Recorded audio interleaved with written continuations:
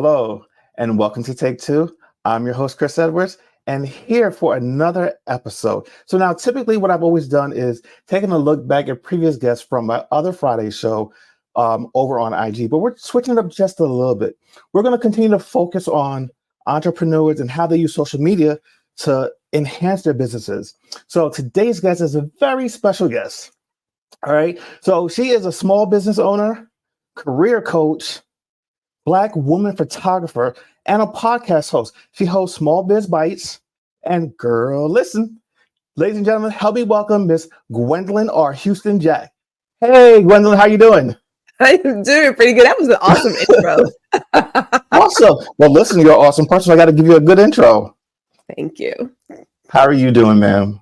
I'm doing extremely well. Believe it or not, like I'm feeling a little extra oomph. I'm trying not to dance, which is normally my thing when I'm on camera. Okay. So I'm gonna keep myself, stationary. Listen, you don't have to for me. If you want to get up and move a little bit, go right ahead. So listen, just so people know, I've gotten to know you a little bit through our mutual friend Ron Lewis. He's also a photographer, a great guy. He's one of my accountability buddies, and we'll get into accountability a little bit. And we host a show on IG. Well, actually now on YouTube, together on Thursdays and Fridays. But I've gotten to know you through him, and I love what you do. And I was actually a guest of yours on Small Biz Bites last year. So I want to be able to return the favor and have you on, because I think that you have a great story.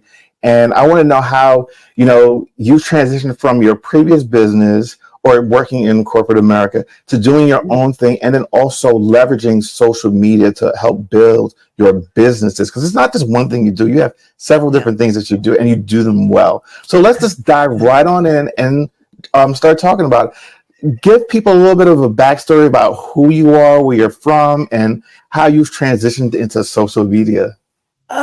Okay. So I have been told, and I'm okay with it, that I am a Southerner.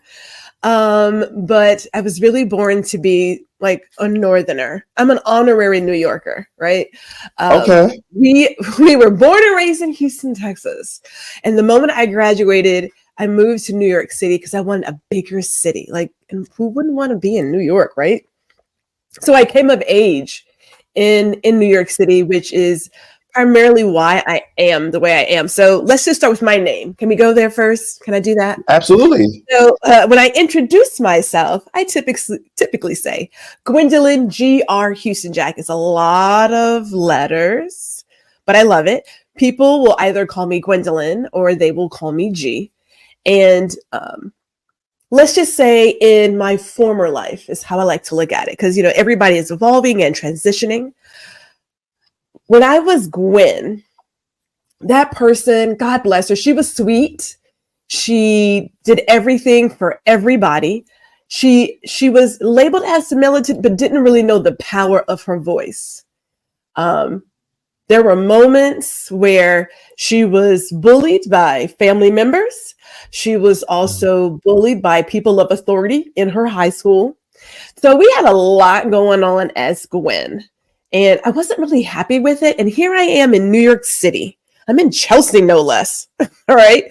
And I am seeing all of these people living a life that appears to be happier than mine. Like they were wearing their hair all kinds of ways. They were wearing fashion. They were just being themselves. And I thought, God, like I wish I could have that freedom. And then I thought, wait a minute, what's stopping me? What is stopping me from grabbing it? So 9/11 happened. The city went into mourning for 2 weeks. And on September 25th, the mayor said, hey, we got to get back to living life. And, it's a hard move. But I'd already started this transition. And as you may recall, in the late 90s, early 2000s, there was the big chop that everybody was talking about. So I woke up, I went to class. After class, I said, this is it. We're starting fresh. And I chopped it off. So I wanted a physical transformation to match what was changing in my heart and my soul, my mind, how I lived. And so Gwen was cut off and Gwendolyn reemerged. And then I became a G. Okay, so hold on. Let me just interject real quick because it's so funny that I've never heard that story, and I don't know if you noticed, but I was always calling you Gwen in the beginning. Yeah. And when I would talk to Ron, I would say Gwen. And I remember once he corrected me. He's like, "No, she doesn't like that. It's Gwendolyn." And I'm like, Yeah. "Okay, because I know that Gwen is short for Gwendolyn, and most people tend to use the Gwen. I have an aunt who's Gwendolyn, and we call her either Aunt G or Gwen." Mm-hmm. So I was like, okay, and I want to be respectful of people and how they like to be referred to. So I remember when I reached out to you to do this interview, I made sure specifically to call you Gwendolyn because I did not want to offend you by saying Gwen. So it's interesting to hear why you don't use Gwen anymore, and that's such a powerful story. Yeah. And I think that people don't realize the power of people's names and what it means to them, and the fact that you've taken on that and said, no, my name is Gwendolyn, or you can call me G. It's not Gwen because Gwen is who I was before. It's not who I am now. Yeah. That's awesome. That is awesome. I love that story. She's in the past. Now, obviously, my mama, and my dad when he was here. My mama gonna call me Gwen. She calls me Gwendolyn Renee. It all depends on how she's feeling in the moment and what I've done. So that is different, right? Like family members and loved ones is now a name that's endearing. But people on the outside, now once you become family, people are like, well, it's like, yeah, because you're family, right? But yeah, so I love my name. Like I love all 3 syllables. It's Gwendolyn, right? It's like, now it's old and dirt. People are like, oh, that's an old name. Yes, it is. But it fits me, it suits me. So when I walk in, it's like, yes, my name is Gwendolyn. People are like, oh my God. So I used to correct people, but I was going through a transition phase. And, people like to bring up your past. They like to assume that they remember you from way back when. I am not that person. Now, Gwen, like I said, she was mild-mannered. I'm going to cuss you out, probably cut you, and then turn around and serve you a dish with love, right? So, so I'm fully aware of who I am. But I believe G is just as easy as it's one letter. How can we not get that right? People are like, is it? It's like, it's just G. It's just G. Nothing else, nothing more. Nothing just a sprinkle of G. Yeah. I totally get that. And I embrace that whole story. I love it. So let's talk about what you were doing prior to being on camera all the time and in back of the camera. What were you doing in your previous life? Because, I think all of us, especially at a certain age, if you decide to transition to do your own thing, you look back at that career and say, this is that helped me to get to this point. So what is it that you were doing previously? Oh, yeah. So, my generation, and clearly you may be part of it too. We were part of that gen that did the 20 years plus and we got a pension and then we went to our retirement, whatever that was. So the job I had, it was in retail. I love retail. I love selling. I enjoy serving people. That was my heart's desire. But as I worked in my job, there came an opportunity where I had a chance to be in front of the camera. So I became a face. I'd always wanted to be like a professor or an educator, but school, I have to admit, I'm highly intelligent, but I'm also a slacker, a huge slacker. Grade A, as a matter of fact, top tier. So I thought, okay, college professor, I did it. I didn't want to go to class, so that didn't last very long. But in terms of adult education, where I could manage a team, I could write training, and then lo and behold, they were like, hey, Gwendolyn, you actually photograph really well. Can we use your face? I was like, well, yeah, sure. Put me out there. And then it went into, hey, Gwendolyn, you're actually really good as a trainer. Would you like to do our training videos? And I thought, okay. Now we did it, but they were using scripts. We don't do scripts because no one talks. You know how they do script and stuff. Ain't nobody talking like that, right? So it's like, if we do it, can we just do impromptu? Give us a story and let us just vibe it out. So we became this face for the company. So, we were doing store openings and people would scream and cry like I was Michael Jackson. It was the most bizarre thing I've ever seen. I was like, calm down, people. Like I'm your coworker. So we learned how to perform, if you will, in front of the camera for people, because retail is theater. It's theater, people, just in case. Like it's real, but it's like a couple extra notches, a little extra notches. Yeah. It's a little extra notches, right? So we had gotten accustomed to speaking in front of large crowds, recording video, understanding cues and camera and lights. So I always knew I was going to leave. So that was never a question. It was a matter of when. And I had planned to leave on April 1st, 2023, to be exact. But the good Lord said, sis, I'm going to help you out real quick and push you along your way. So we jumped that date and got right into it. So I was accustomed to being in front of the camera. And I thought to myself, okay, so we started the photography business. And if I may say this, it didn't come because I knew it was going to be a second career. I was homeless for a spell. I was underemployed. And if you know about being underemployed, 2 part-time jobs don't make a full-time job. Those magnets never meet. So I created the photography business to help bring in a little extra income. And the more I did it, the more I realized this could be my second career. I'm really loving this. So we were working that job while keeping the full-time job because something has to help support that dream. I mean, I'm not that person who's just like gone with the wind and no, I need to make sure there's still food on my table because I'm bringing that trauma with me. Right. Let me interject real quick. I want to ask a question because I've noticed that you've been saying we. Are you talking about you and your husband, or is it you and the third person? Okay. So as a business person, it's always we, right? It's plural, even though it's me, myself, and I. Okay. So it's funny. And no, people are like, is it more of you? It's like, no, it's just one of me. Okay, just want to clarify. I figured that's what it was, but I just want to clarify for everyone else. Yes, it's a habit at this point. I rarely talk about myself in like a single person because I'm always, I'm always out here representing at this point the GRH brand, and so I speak as a we, even though it's myself. And if you think about like your community and your friends who help support you, you could say we, but no, we. Me, myself, and I, we're doing all the things, wearing all the hats. Okay, I got you. I feel you. And I know exactly what you mean. Like, so how big is your team? Oh, it's just me. Look, how big is my team? Just me. Yeah. Now, I will say this. Okay, so in 2016, when I met my husband, we were dating at the time. We weren't even engaged. We had spent so many weekends together, and I was paid to photograph my family reunion by my mother. And he was like, hey, are you busy? It's like, yeah, I'm going to be gone for the next 3 days. Da, da, da. And he's like, well, maybe I can come and help you. And I was like, what? And he was like, yeah, I can help you. And I was like, okay. And I've never brought a person to the family reunion ever. Oh.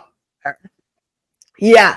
So I was like, oh, dear God, please give me all the strength in the world to deal with this right now. Right. So he, of course, brought some liquid gifts for the parents. But he was a great help. It was a great help. So he has been part of the team since that point, but he was not part of the team originally. But yeah, I knew that it was going to be my second career. So when I stepped out, the photography did its thing because I built it up. And then I realized, there are so many gifts that we had. And I was going through a phase of, it's not even a phase. Let me not say it like that. It is an evolution that you realize we have more than one gift. I think it's great that this younger generation is getting a different message about who they are and what they can be.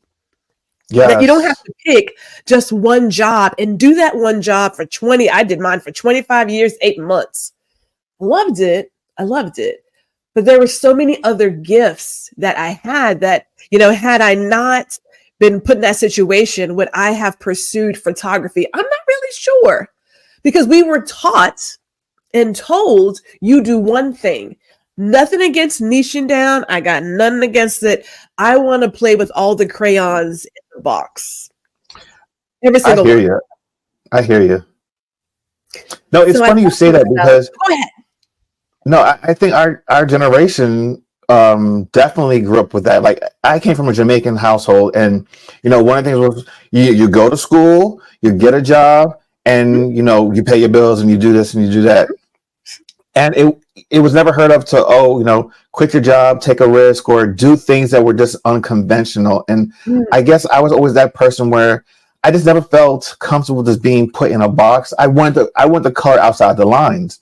yeah. And similar story with me when I lost my job at the beginning of the pandemic. I decided that's it. I'm not doing this anymore. I just need to figure out a way and use all the skills that I've acquired over the 20 something years of working in architecture to figure out how to maneuver myself and move into Mm, the new me, as I would say. mhm, mhm. I was able to do that. So I totally understand where you're coming from. And I didn't realize that you really just started doing a lot of this stuff last year, correct? Dude, I did a lot. So, okay, so I keep a list of aspirations. I have it on my Mm-hmm. phone. And they are dreams, but a lot of aspirations are attainable depending on how you work it, right? So the photography thing was going great.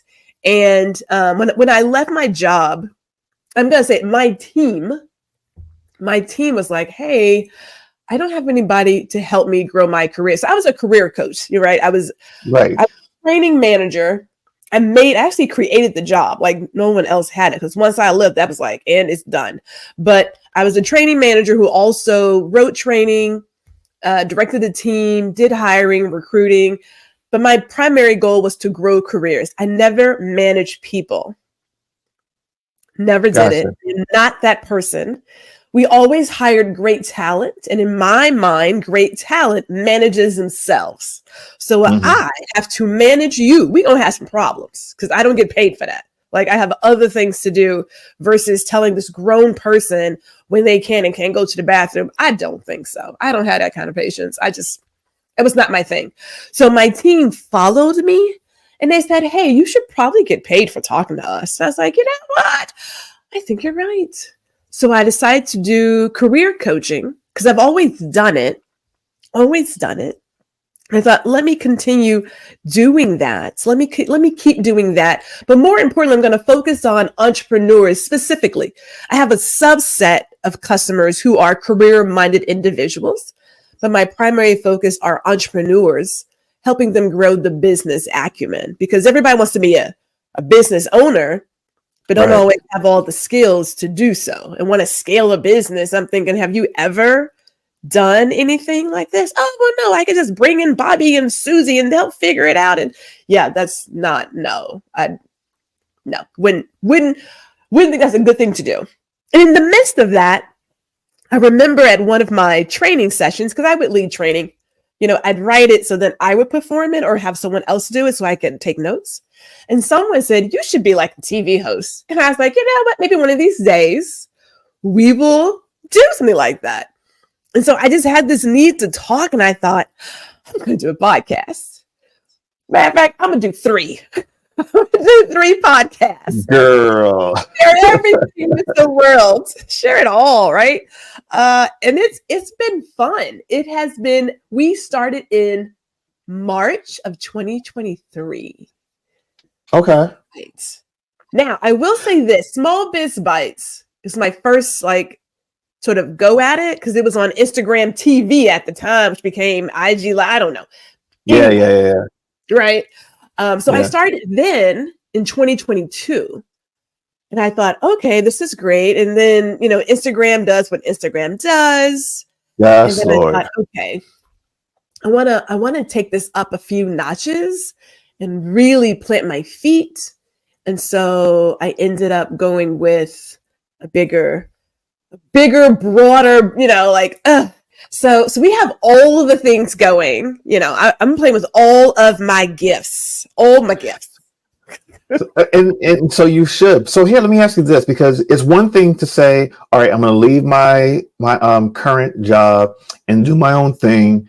I'm going to start a podcast. I'm going to start a YouTube channel, and then I'm going to also do this photography thing. And it's one thing to say, all right, I'm going to do this stuff, but then, all right, how do I get paid off of these things? And then on top of it, how do I really make this work on social media? Because social media has changed dramatically over the years. I remember when I first got on Instagram, like most people, it was really just to kind of highlight some of my photography stuff that I was doing and all my travels and stuff. And then around 2018, it's when it kind of turned for me, where I was using social media as a means of creating partnerships with brands and becoming brand ambassadors, and an ambassador for not only brands, but like companies and stuff like that. And now it's like turned into this other thing where I'm managing brands. So how do you take all those ideas, all those things that you were doing, that all of you guys were doing, and marketing yourself? Because you had the small biz bites that you do, was it, I think it's every week, right? And then also the Girl Listen, and you have some amazing people on there. And what I really love about those two things, not even necessarily just the whole interview that you do, but you take small little clips and you're using them on social media to promote those things, but they're so well done. You pick the perfect clips to highlight, because it really draws people in. Like, that's how I got drawn into you, really. How did you go about doing that? And and I'm sure you've had to adapt it over time, because as social media changed, you have to change with it as well. Yeah. Yeah. Oh, so, woo, buddy. Okay. So like you, started with Instagram, and okay. Let me break it down like this, because I am taking who I am, and it is becoming a brand, if you will. And I kind of hate the word, but then I also get it. Like, by nature, everyone has a personal brand. It's called your reputation, just in case people don't know. Word is bond, right? So if you are shiesty, people will always know you being shiesty. If you're a person who keeps your word, people have no doubt, like, oh yeah, that's G, yada, yada, yada, it's all good. So reputation has always been your personal brand. Let's just all agree to that. These fancy words is like, we've been there, done that. I don't care how y'all package it, but whatever. So my YouTube channel has been there for forever. I started because I was a child in New York City, and my mama, at that time, an active pastor, was like, oh, my child's in. I mean, it's not Las Vegas, but hey. So I would do, I know, right? I would do these videos to show them where I am and that I'm doing well. And so it's always been about family for me, right? That's always been the mainstay, is family. In the evolution of myself and seeing how YouTube has changed as well, it has morphed into, okay, this is, if you want to know about Gwendolyn, these are her pillars. I'm about family. I'm going to talk about drinking, because I enjoy drinking. My father was a private chef. We eat, danced, and drank in the kitchen is what we do. We're going to talk about other people, though, because I'm about community. So I don't mind. Shouldn't say I don't mind. I look to lift up other people. What I do, I have an attitude of servitude. So if I know I have a platform that can help somebody else win, why not use it to have somebody else win? That's where Small Biz Bites comes from.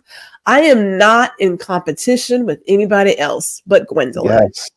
That is it, right? Like this whole deal of I can't help so-and-so. There is so much pie out here, as I like to call it. There's more than enough that we can all win. There's more than enough. More than enough. People who enjoy me, God bless them, because I'm a handful. Actually, I'm more like a bushel, like a barrel, right? Like, this is not a small thing here. So the person I would help and work with is maybe somebody that someone else would not take. There's plenty of work. So that's where Small Bits Bites came from. The Girl Listen came from, I have a voice. I have always been a person who would push the edge. I was labeled as militant in high school, although I didn't know the power of my voice, as I said. But once I got out, it was like, we're about to go for it. We were doing things in the community, even before, like I've considered running for an office, maybe city council or something. They liable to shoot me. They'd be like, get rid of her. So I was like, no, let me not do that. But I do have a platform, and I'm going to talk about what we don't like to talk about. I am that person. I'm going to push all the edges. We're going to just all fall over. We'll probably land safely, y'all. We may land safely, but just in case, buckle up, right? So that's what that came from. So that is just here's who I am as a person. We don't share all the things, although we have shared quite a bit. Like, I don't mind telling people that I am in the premenopausal state. I'm shaving chin hairs in the morning. I'm having hot flashes. This is the world I'm living in. And I'm not the only woman dealing with this. So let's not pretend like this is not happening. Like, it's happening. It's happening to people, right? So we break away from that, and then we have our photography business. And as a photographer, Instagram, in the beginning was about photography, and it's morphed from that. Yeah. It's really everything is social selling, which is fine. It's fun. But in terms of photography, you got two things. You got people who are selling to you as an educator. So you are geared towards other photographers. And then there are people like me who are really geared towards consumers. So not only do I share my arts, I want to tell people, here's how you invest in really good photography. Before you decide to pick up the phone and call somebody, you need to talk about these things to yourself and your family members before you call. People call and say, well, I don't really have a budget. Those are lies. They're lies. That is a lie. We all have a budget. Before you get on the phone with a photographer, you know how much you're willing to spend. Right. The fact of the matter is, before you even, no matter what it is, even if it's your cousin that you're going to ask to drive you to the airport because you don't want to pay for Uber or Lyft, you are thinking about how much do I want to give them for their time. Take them out to dinner, buy them a bottle of wine, give them a gift card, put gas in their car. I don't care. There's payment somewhere whenever you think someone else is going to do something for me. So in my photography business, I use YouTube and Instagram and LinkedIn and Facebook to show my art, show how I service people, but then also I splice in the education for consumers, because there is a place where consumers need to be educated about photography. That's where that goes. My last one is just speaking to my heart for, again, entrepreneurs. So with the coaching, we have a YouTube channel there that every other Wednesday, 1:00 Central, we are doing live learning. So we're sharing the things, the topics that small business owners should be concerned with. How do you deal with customer accommodations?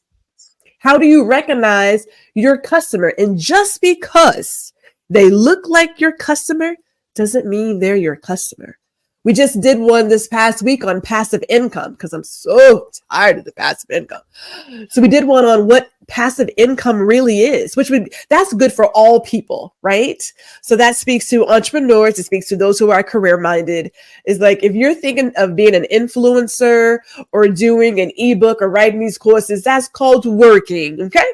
It's called work, but that's another soapbox for another moment. All together, we take these social media platforms and we craft the story to let people know what we're doing. Again, I'm not for everybody. I'm not trying to be for everyone. It's not my deal. However, I do want to promote what I am doing because there's probably somebody out there who could benefit from my message. So I love taking the podcast, this video podcast, and as you mentioned, making little snippets of the highlights of our conversation to say, if you really enjoy this little piece, this little 60 seconds, you're going to probably enjoy the entire conversation. So you should come over and look. And people think to themselves, I don't want to be in everybody's face and I don't want to toot my own horn. You better toot it because somebody has to do it. Somebody has to. Somebody should be you. Like, you should be your biggest cheerleader. So I am mostly about Gwendolyn, but also I want to celebrate those other people that I have partnered with who have given me their time. So I love doing my clips and sending a copy of the podcast to the other person to use as they see fit. It's perfectly fine. Or like if they were to come on the podcast, they could stream it to their destination. I mean, we have all of these options, but I love the idea of serving other people. I love that you do that. And I believe strongly in that as well. When I come on and I do this, it's not for me.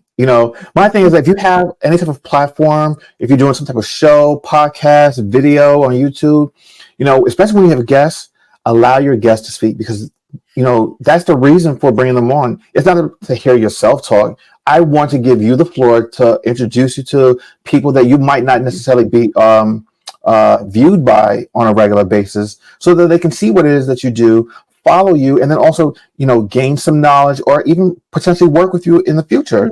I believe that we are on here for a reason. I have so many other things that I'm doing. Sometimes I feel as though I don't have the time to dedicate to this, but I know that it's important for me to do, for us to have this conversation, for people to hear this conversation, because I think it's important. We might inspire somebody. You might inspire someone that looks like you, that's gone through similar things, that say, oh my God, she did it, so can I. And why can't I do it?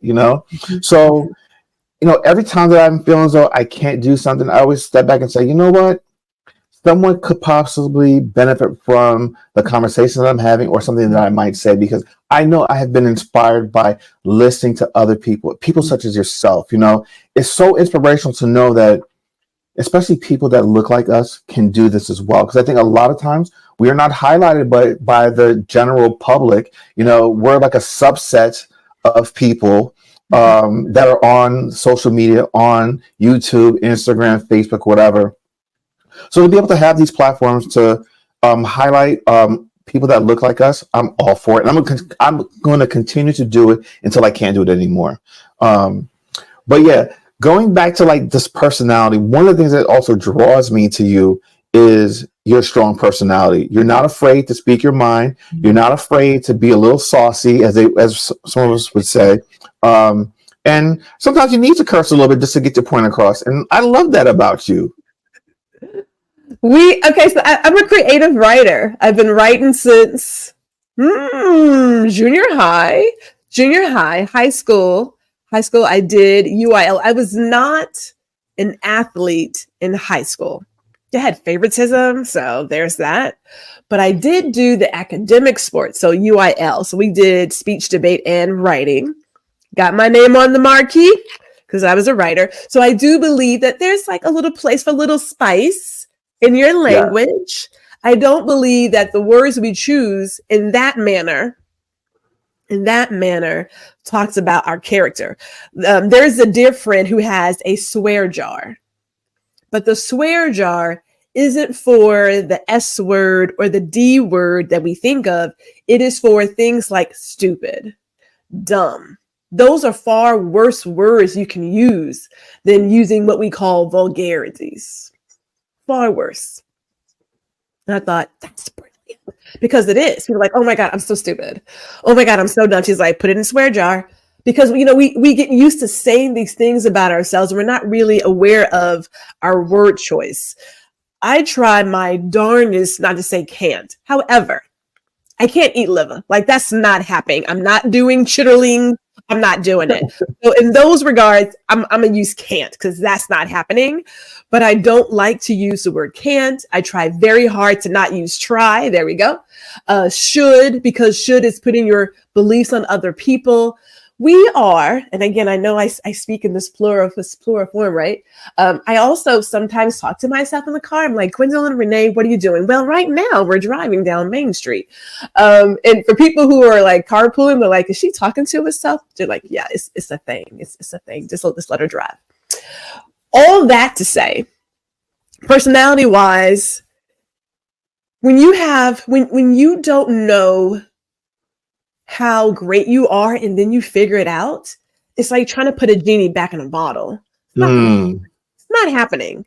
So when I found my voice, and it took time, this was not like an overnight thing.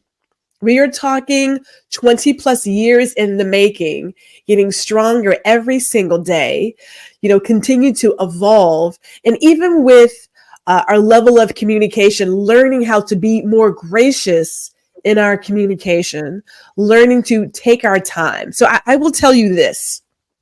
My superpower is that I stutter. It's my superpower. It was the third grade. It was Mrs. Graff. She said, Gwendolyn, I need you to pause, take your time, think it through. Because, as a kid, the stutter is just like, you got all these words and it's not enough room. Like, I can't get it out. I can't get it out fast enough. I was like, great, I'm going to pause. So when people talk to me, I take my time, not because I'm still thinking I'm going to stutter. It's more of I want to hear you, but hear all of you. And I want to really think about what I'm about to say. Because, when you put it out there, you can't unring the bell, right? Like it's out there. You said it. Well, I didn't mean to. You meant exactly what you said. So I'm very intentional with my words and how it's delivered, where it's delivered. So my character has evolved over time. Am I a jagged little pill? I almost said something. Yes, I am. I keep bringing this like, wait a minute, don't do it. I am very jagged. However, I am also someone who is ride or die, who is going to care for you, right? Who's going to handle you with the care and the love that you need, want, and deserve. I'm just, I'm the auntie that you really need in your life. I'm that person. And there's just no way I'm going back. I mean, I spent so many years not talking as a child. I mean, I stuttered and my name is Gwendolyn. Dear God, like my parents just really set me up. They set me up horribly. But as I've gotten older, I took an AP speech communication class the summer before I became a senior. And the professor said, to get better at speaking, you need to take more speaking engagements. And that's what I did. I put myself in positions that would force me to be better at communicating, presenting, and talking, and strengthening my voice. So we did all those things. When people see me, they're like, oh my God, she sounds amazing. It's like, calm down. I'm still an introvert with extrovert tendencies. Calm down, okay? This Virgo has a limit. But I'm good. I'm good for you, but then also I may be a tad bit too much, just a tad bit. I love the too much. I can't get enough. And it's so funny you say that. I'm an extrovert. I love to talk. I love to meet new people. I think that's one of the things that my husband hates about me. Hates a strong word. Dislikes a lot because we can go anywhere and I can start up a conversation. He's just like, can we just be you and I for a little bit? But it's a good trait to have. Listen, it's gotten me this far, and it's allowed me to meet some amazing people such as yourself. So, I don't regret not one bit of it. It's one of my jobs. Like I said, when I was in the corporate field, I would do store openings. One, we did crazy parties. We were known for our parties and our signature drink. You know what I'm saying? So okay. I loved doing the parties and being the welcome wagon for the charity of choice. You walk around, you're shaking hands, you're talking to people, you're doing your thing. I loved it. Absolutely loved it. And then I was like, okay, I'm so exhausted. I think I'm done. So when people are like, are you a social butterfly? Not necessarily. Like I appear on social media as this person who is like out there and go-getter, and it isn't it? So those extrovert tendencies, they show up when they're necessary. Yes. But I'm a class A loner. My husband is a class A loner. I don't people exhaust me. I got maybe an hour, maybe 2.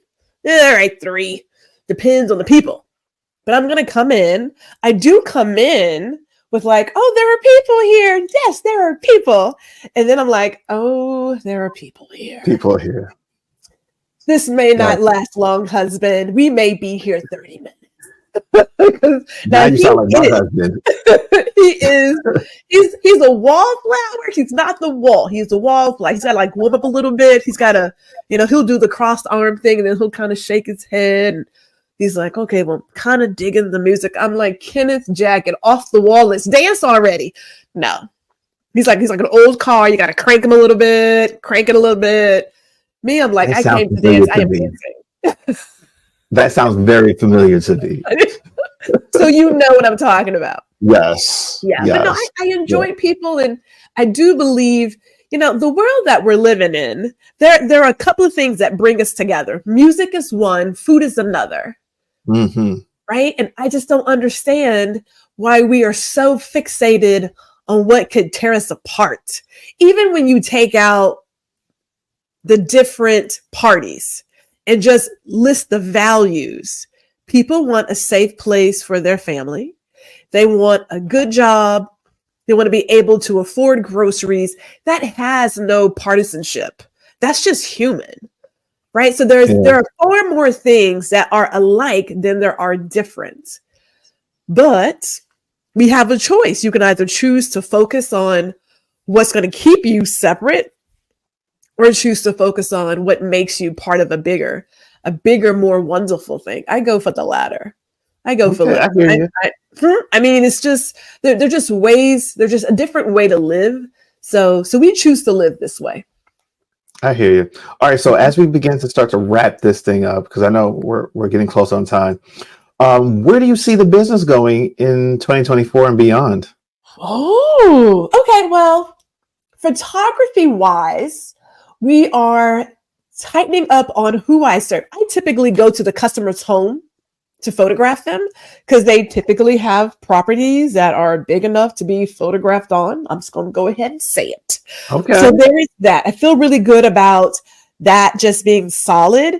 And I will say this, I shut it down in 2022 to help care for my father. Did not have the emotional capacity to deal with anybody. And even though I thought I could, I did take one customer who was already a current customer, literally a month after my father passed. I couldn't even think of her name. I was not on my game at all. So for any of those people who are going through a grieving process, give yourself the space and grace to grieve, because trust, I did that. So we are turning that card back on. So I'm feeling really good about that. The coaching business is still very new. It's only like maybe a year old now. It's only a year old. We are gaining momentum. People have to see you like 8 to 10 times before they recognize that you're even available. And you have to deliver a consistent message. Everybody is not the entrepreneur for me to coach. Right. I'm not a business coach. That is not what I do. I am a career coach, and entrepreneurship is a career choice, right? So like all your other careers, you should have, and I'm going to use should. I did it. I sure did. You should have someone to help grow that career for you. Now you can get somebody for your business. I am for all of this up in here. I'm on the mental things. I'm on the what's not tangible. Okay.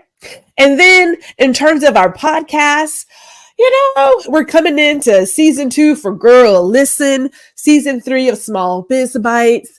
I am feeling really good about the people that I am meeting and bringing on to the platform.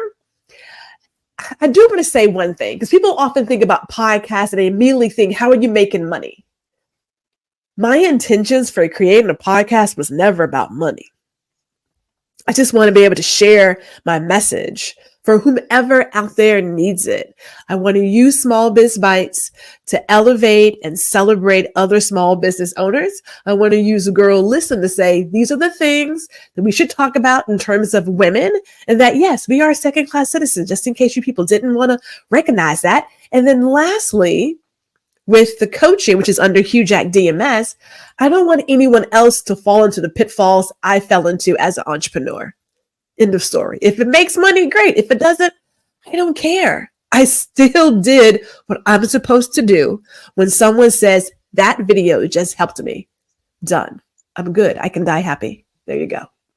Awesome. All right. So before we jump off of this, what is some words of wisdom that you can leave for people as they listen to this? You know what? I do have a saying, believe it or not. I used to tell my team this when I was working full time, and I say it to people now.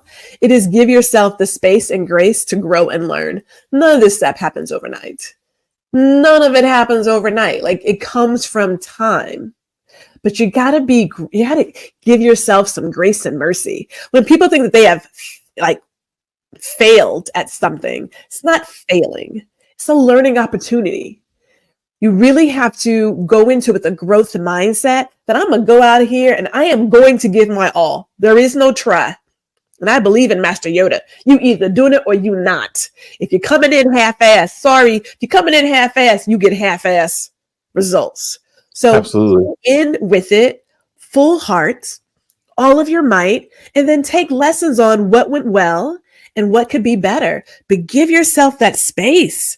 You know, where I was in March of 2023 with my podcast and where I ended when did I end? September? October? Because I kept showing up. I couldn't stop talking. Night and day. Night and day. And it was gorgeous. It was gorgeous. So give yourself that space and grace. Yeah, no, the one thing I always tell people, I think a lot of people get caught up on the fact that, oh, it's not where I wanted to be when I first started. No, it's never going to be. Just start it. You will learn along the way and you will build.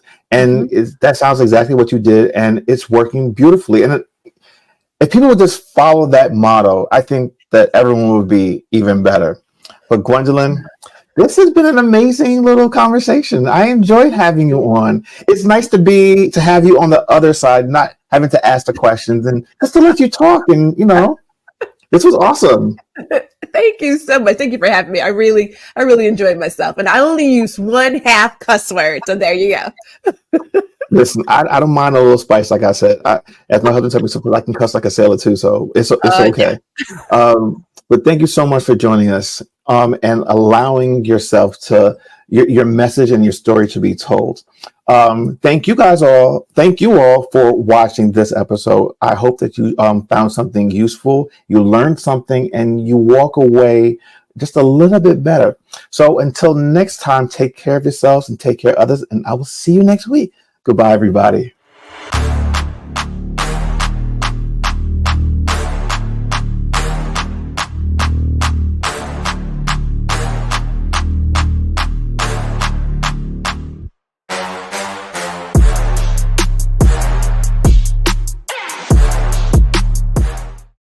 Thanks for watching this show on Indie Soup Media.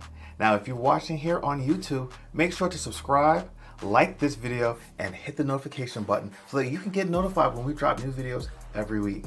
See you guys next time.